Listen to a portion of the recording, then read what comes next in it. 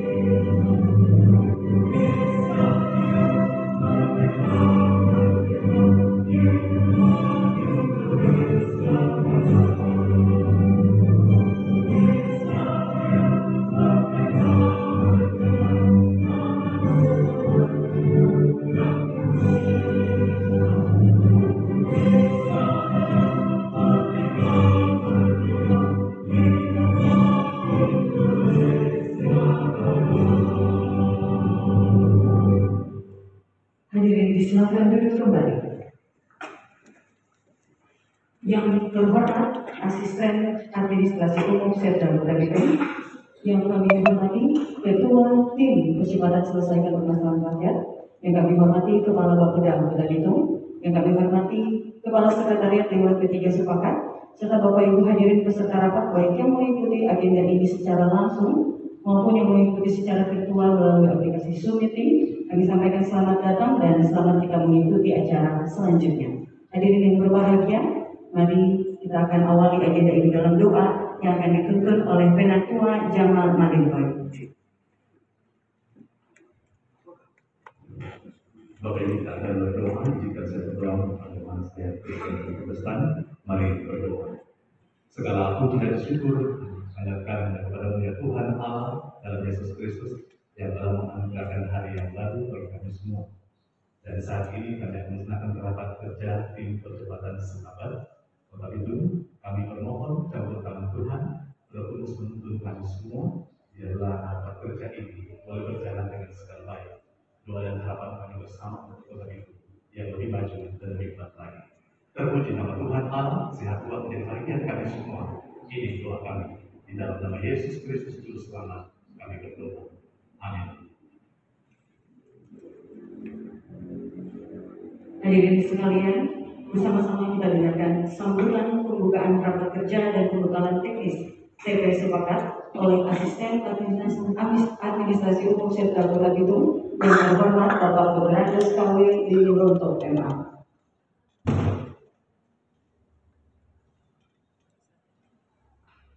Salam sejahtera bagi kita sekalian. Shalom. Assalamualaikum warahmatullahi wabarakatuh. Waalaikumsalam warahmatullahi wabarakatuh. Salam kebaikan. Sebelum saya membacakan sambutan Kota Bitung, izinkan kami menyampaikan permohonan maaf pimpinan daerah kalau pada jam ini belum bisa. Hukum tanah aset yang dikuasai pemerintah Kota Bitung, sasaran kita adalah tersertifikasinya atau mempunyai alas hak yang jelas dan terdigitalisasi. Untuk program status tanah Pulau Lembeh.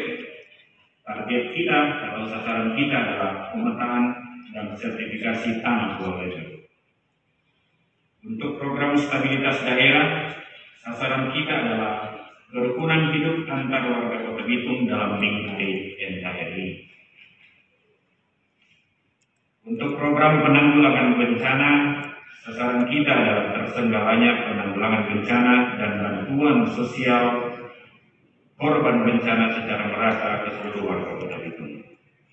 Untuk program perlindungan dan jaminan sosial masyarakat, sasaran kita adalah terlaksananya UHC, JKN, BPJS, terselenggaranya bantuan sosial berbasis data dan terdigitalisasi, serta terselenggaranya jaminan sosial tenaga kerja. Teman-teman sekalian yang merasa berkompeten di bidang program yang saya sampaikan, mohon mengambil catatan khusus agar supaya ini bisa menjadi concern masing-masing dalam pelaksanaan tugas ke depan.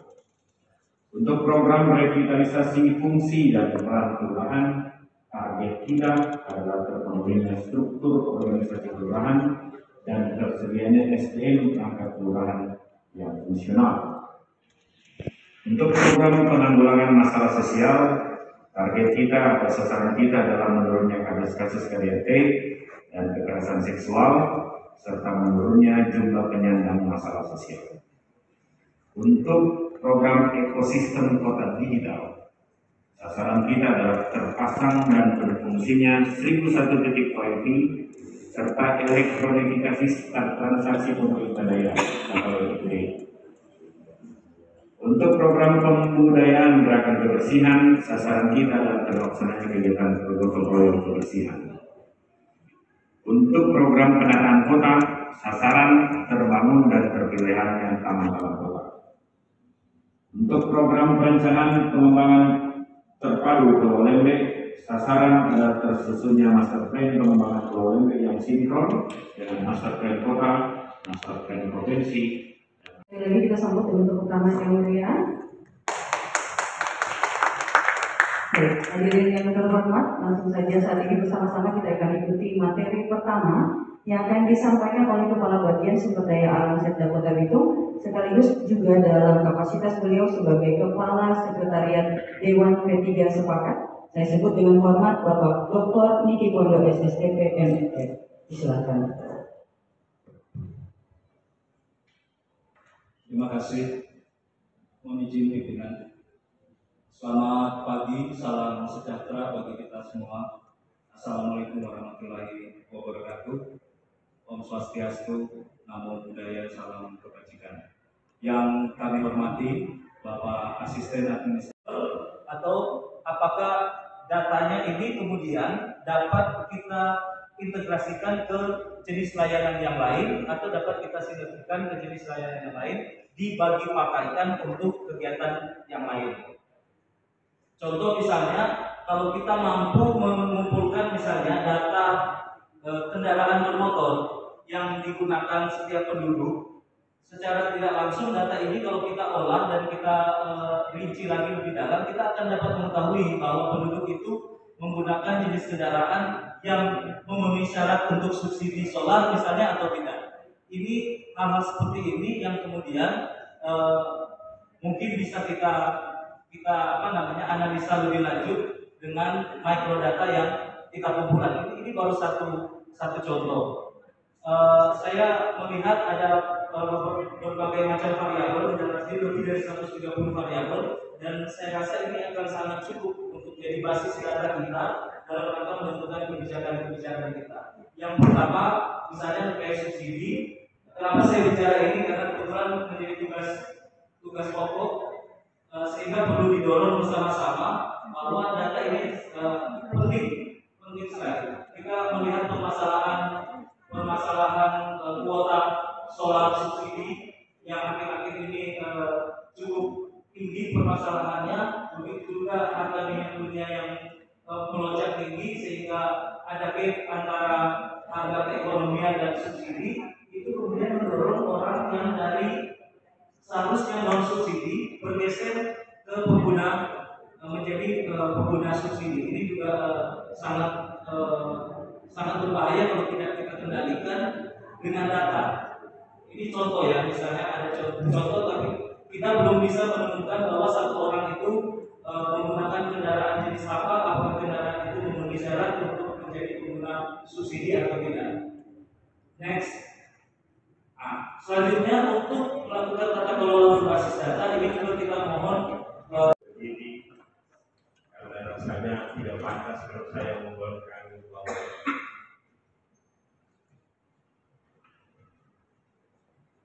Soekarno mengungkapkan jasnya jangan sekali-sekali melupakan sejarah. Oleh karena itu, saya memulai dengan satu penghayatan. Yang pertama, terima kasih kepada Tuhan Yesus atas kesempatan kehidupan yang Dia perkenankan bagi saya, tentu di dalamnya bersama dengan Bapak Ibu yang terhormat berada di sini. Yang kedua, saya bersyukur kepada yang terhormat Insinyur Maurits Mentiri, Magister Manajemen selaku Wali Kota, dan Bapak Eko Nanda, Sarjana Ekonomi selaku Wakil Wali Kota. Sejak dari akhir tahun lalu saya dipercayakan sebagai Kepala Bapeda. Rasanya saya meminjam ungkapan yang terhormat Pak Michael dan Pak Edi. Kalau memang MM dan HH tidak benar, tinggal kita ke wali kota siang.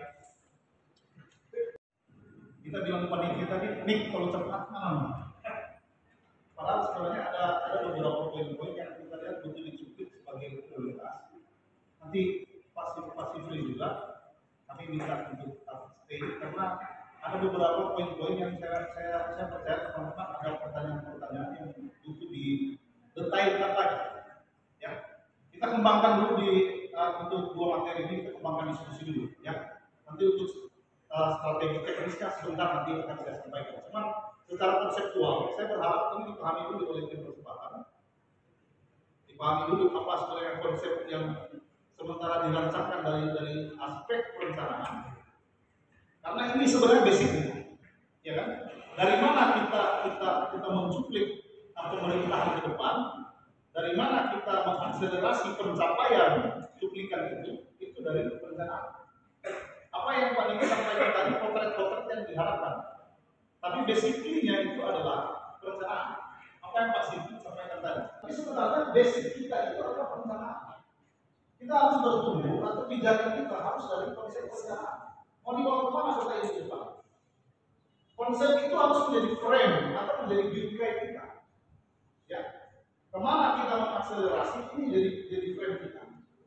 Oleh karena itu, Bapak sebentar nanti akan saya sampaikan beberapa penegasan dan memang ini ya, nanti cuplikan prioritas program dari Pak Sifrik kalau beliau ditampilkan ya.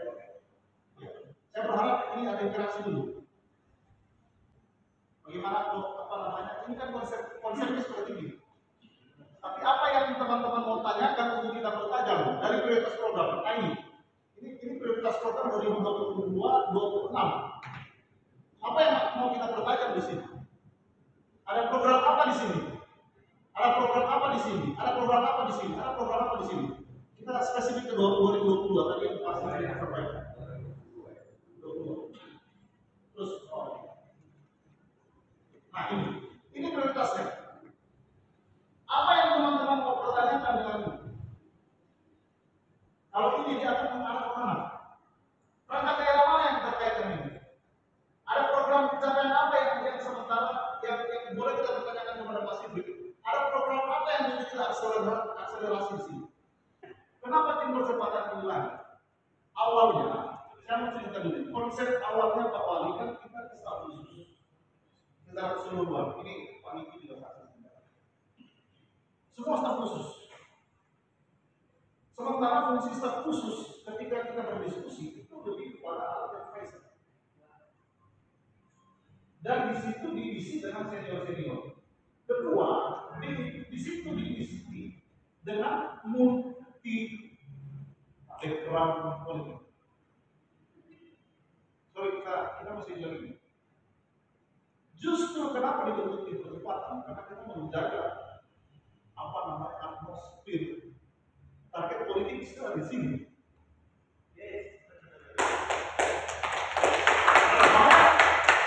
Ada beberapa diskusi kita pernah dengan ya kan, padahal beda-beda tipis mungkin menurut perasaan orang. Padahal sebenarnya konsep awalnya itu segitiga gotong royong. Ini konsepnya Pak Niki dan saya, segitiga gotong royong. Segitiga gotong royong itu apa? Satu ada perangkat daerah, ada staf khusus, ada tim percepatan. Apa posisi tim percepatan itu? Posisinya apa? Kita itu lebih kepada akselerator. Kalau staf khusus itu lebih kepada advisor. Mereka lebih kepada memberikan solusi, memberikan konsep solusi. Tapi kita itu lebih kepada akselerator. Keuntungan dulu. Memang semua itu terlalu berbeda. Soalnya kalau ada orang bilang presiden di staf khusus ada. Karena kita itu pesan apa mendobrak sumbatan. Eksistensi tim percepatan adalah mendobrak sumbatan. Sama yang Pak Diki bilang tadi, ketika ada birokrasi yang tidak efisien, ya, ini sejak datang entah bagaimana, berarti aman-aman. Oh, ya model sudah. Memang pengaruh begitu kalau orang yang belum ada pasangan saja. Ya, jadi sekali lagi teman-teman, Bapak Ibu, ini yang perlu kami sampaikan ya. Kenapa kita tetap berdiri? Kita tidak gabung dengan staf khusus. Karena dari awal konsepnya kita akselerator, bukan advisor. Ya. Makanya kenapa hadir Dewan DP juga sepakat, Dewan sepakat khususnya. Karena orang ini di tim percepatan itu lebih banyak non ASN yang konsep birokrasinya tidak terlalu mumpuni. Kita lebih ke arah pelayanan publik, lebih ke arah yang Pak Niki bilang memahami rasa sakitnya rakyat. Itu ada ke kita. Tapi yang paham mekanisme birokrasi adalah birokrat, sehingga bentuklah dewan sepakat untuk kemudian membackup kita. Itu sebenarnya target. Kalau paham histori, kita pasti berdiri sebagai tim yang memang betul-betul ada diferensiasi.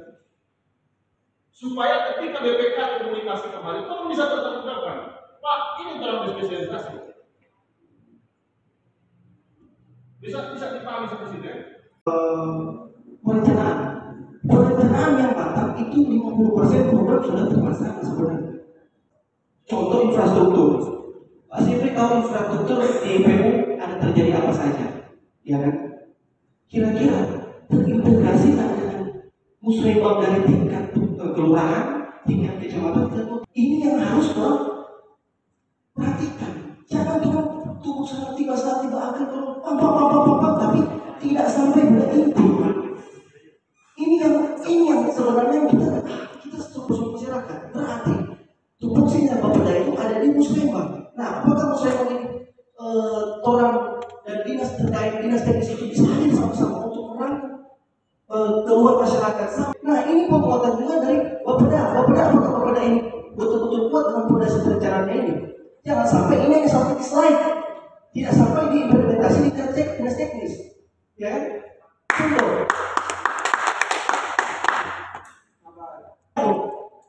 Nah, ini harus difungsikan, Pak. Tuhan minta dari perencanaan Tuhan hadir di tempat ini, dibentuk di tempat ini untuk apa? Untuk pertajam Tuhan.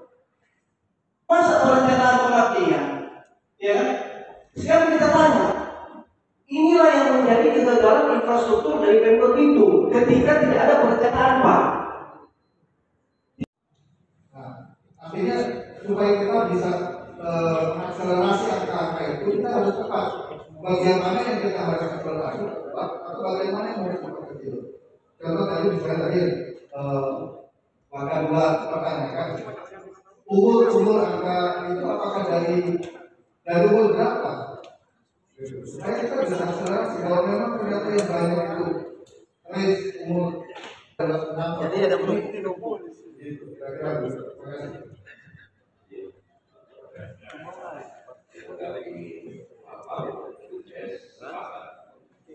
Artinya Bapeda tinggal menyampaikan suara kami untuk kita Satu kemiskinan sebenarnya apa? Kalau seandainya ukurannya DPKS, ya kita angka DPKS kan hari ini itu ada di 119 sekian. Dari Pol 1 sampai dengan hari ini, SKPD dari manapun yang terlibat di situ, mereka semua punya keterkaitan antara SKPD 1 dengan SKPD yang lain. Kenapa? Karena semua akan menuju pada tercapainya visi misi dari pemerintahan. Yang pertama adalah kita jangan dulu berbicara jauh. Kita berbicara di ruang lingkup dulu. Yang pertama, saya lihat di sini tadi waktu masuk kita berbicara di sini, kegiatan yang dibuka. Kalau kita berbicara digital, semua fasilitas pendukung itu harus ready, siap. Yang saya soroti pertama adalah konsultannya di sini tadi saya lihat kiri mati, kanan hidup, kiri mati. Kemudian masalah akses internet di tempat ini saja kita kesulitan untuk mengakses internet. Masuk harusnya kalau kita berbicara digitalisasi, fasilitas pendukung itu semua harus siap. Perencanaan kita harus matang. Kemudian kalau kita berbicara di kota digital, ada banyak hal yang kita temukan di lapangan. Yang pertama adalah masyarakat mulai mengeluhkan akan sulitnya mengakses internet di kota digital. Kemudian saya mendengar beberapa tempat terkait pembicaraan tentang perkembangan. Tetapi program kita ini harus diaplikasikan dalam setiap perangkat daerah, di kantor, dari kelurahan, kecamatan sampai dengan dinas-dinas. Sehingga jelas, ketika semuanya jelas dari dinas terkait, maka akan berpengaruh pada capaian target dari visi misi pemerintahan MMH. Karena itu, bagaimana kita bisa Terima kasih kesempatan. Saya mau bertanya, dari prioritas pembangunan 2022 di bulan yang pertama sudah berakhir. Dengan sebab itu dari 6 poin yang sudah tersusun rapi ini, saya tidak akan memberikan masukan dan saran, tetapi saya mau bertanya, sejauh mana prioritas dan berapa persen daripada prioritas pembangunan 2022 di bulan pertama ini, karena sudah berhasil, sudah berakhir, dan tentunya didasari oleh hasil kinerja tiap-tiap SKPD dan tim kerja, tim sepakat di lapangan. Karena ada laporan tiap hari, ada laporan juga bulanan, sejauh mana. Dan apabila kita sudah presentasikan sejauh mana yang orang sudah kerjakan, itu menjadi dasar kelanjutan untuk di bulan kedua, dan yang belum menjadi bahan evaluasi untuk di bulan kedua dan di bulan ketiga di tahun 2022 ini. Terima kasih. Di perencanaan, sehingga ketika banyak tambal sulam itu biasa dalam proses. Perencanaan ini kan sudah disusun dari yang namanya kegiatan tambahan lain tidak boleh kecuali digeser dari antara dinas tersebut, boleh. Tapi kalau dia soal antar dua dinas itu tidak boleh, nanti tunggu setelah APBD perubahan. Itu ada di istilah bernama kajor, kegiatan jenis potensi dan rincian. Karena itu ada beberapa poin yang masih bisa digeser yang bisa mengeksekusi, itu pun nanti diatur di kemudian. Nah, tadi saya dengar bilang lansia, taman lansia itu direncanakan awal Kementerian Sosial yang menghandle. Tapi kemudian karena melihat ada hal yang sesuai dengan target visi-misi, sudah diupayakan digeser dari anggaran di dinas sosial. Makanya baru tertata 1 miliar. Dari perencanaan awal itu 4 miliar. Pertama, wawasan, insight. Kedua, saling percaya. Ketiga, saling mengisi. Karena itu, 3 unsur ini wajib yang namanya kolaboratif. Baru terjadi yang namanya kolaborasi, baru terjadi yang namanya kolaborasi. Tanpa 3 dasar ini, maka tidak akan terjadi kolaborasi. Tanpa wawasan pun tidak bisa akan terjadi kolaborasi. Kita akan mengetahui siapa Riki Pondok, karena Karena kita mengenal sepak taekwondo dari kecil. Apapun yang perbuatan yang kita lakukan, apa yang kemudian kita tidak bisa berbicara tentang sipil manda. Karena kita mungkin tidak kenal sipil manda siapa. Berarti wawasan kita masih kurang. Maksudnya kita ini masalah karakter. Kalau kita berdialog dan berdiskusi dengan orang yang kemudian belum paham, belum ada insight, belum ada wawasan, semua pandai, pada akhirnya tidak nampak kita cerita patah pinci segala mati. Nah ini kan materi ini hari ini dalam rangka evaluasi. Evaluasi apa yang dimaksud dengan evaluasi ini? Orang melihat sepanjang perjalanan ini sudah sampai di level mana pencapaian-pencapaian. Seperti kemarin ketika kita memutuskan untuk percepatan terhadap vaksinasi, diundang oleh semua pihak, dari pihak kepolisian, pihak Kodim, kemudian saling tukar. Yang pokok semua 3 instansi ini, camat, lurah dan satgas Covid ini sendiri tahu bahwa kita ada plan A, kita ada plan B, kita ada plan C. Bagaimana ABCD ini akan menjadi sama dengan pencapaian vaksin meningkat. Pelayanan dasar, urusan pemerintahan di luar pelayanan dasar, dan urusan pemerintahan pilihan. Nah ini yang saya mau teman-teman mengerti. Ada isinya apa di dalam? Next dulu. Ya, next. Nah ini yang versi terakhir 2 Maret, mirip dengan versi 4 November. Next. Ada bidang apa pelayanan dasar? Pelayanan dasar ada bidang pendidikan, ada bidang kesehatan, ada bidang umum dan penataan ruang, pekerjaan umum dan penataan ruang, perumahan rakyat dan kawasan pemukiman, ketentraman ketertiban umum dan perlindungan masyarakat dan perlindungan masyarakat dan sosial. Tuh, benar. Jadi teman-teman sekalian, tadi di prioritas nanti kita hubungkan nanti dengan prioritas program. Tadi Pak Wali juga sudah ingatkan tentang masalah kesehatan. Kesehatan lagi prioritas seperti nasi. Berapa banyak intensitas kita monitoring evaluasi soal vaksinasi.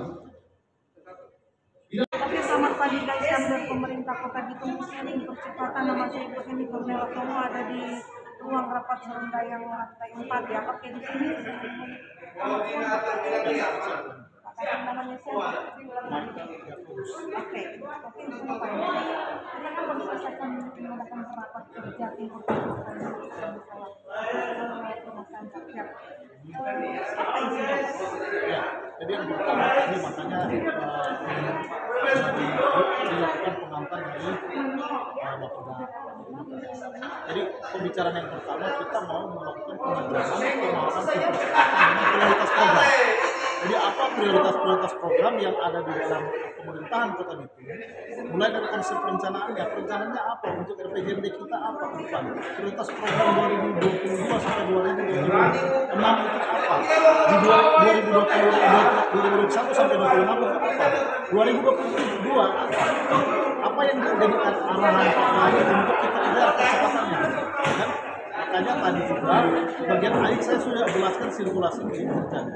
Bagaimana kita mengidentifikasi apa pokok-pokok prioritas program, apa yang menjadi arahan Pak Wali Kota untuk apa masalah-masalah pengaduan masyarakat, apa masalah-masalah viral yang beredar di masyarakat yang butuh disikapi.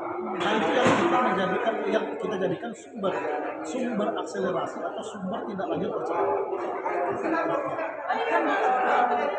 Intinya tadi kan Pak Wali kan ada di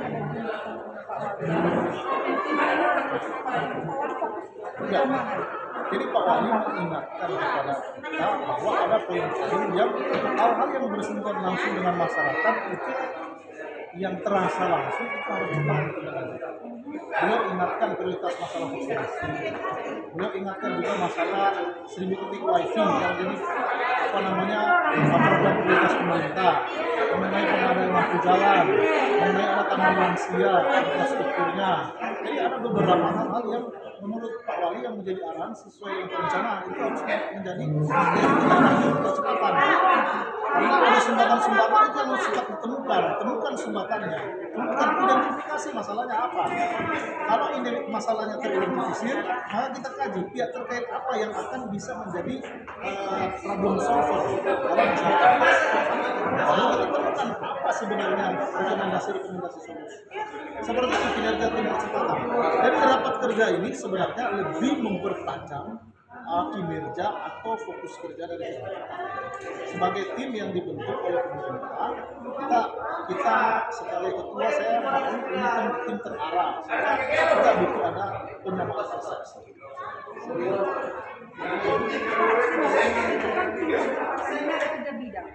Ya. Jadi ada pelayanan dasar. Pelayanan dasar itu berorientasi pada pelayanan dasar itu pendidikan, kesehatan, sosial, seperti itu. Kalau bidang kedua ada bidang non pelayanan dasar. Bidang non pelayanan dasar itu ada capil di situ. Ada pengendalian penduduk, Papua, area pelayanan dasar. Kemudian yang ada kemudian bidang urusan pemerintahan lain, pemerintahan pilihan. Urusan pemerintahan pilihan ini itu sektor-sektor khusus seperti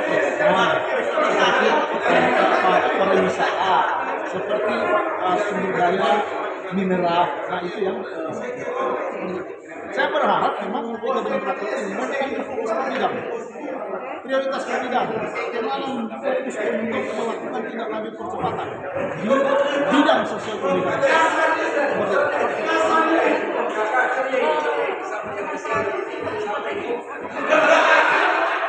Bagaimana? Ya, dihadiri pokoknya 28 dari 29. Nah, memang ada satu orang Pak Senator, jadi mungkin lah ini sakit. Iya. Ya, harapan saya dan sebagai tim yang mensupport Pak Kapolres PNI dengan hadirnya tim percepatan ini, kami berharap waktu pemerintahan ini hanya sekitar 3 tahun ini kita dapat mencapai hasil-hasil yang signifikan, ya, hasil-hasil yang optimal dengan durasi waktu yang pendek. Makanya butuh tim percepatan untuk melakukan akselerasi seperti ini. Ya, terima kasih Bu Eni.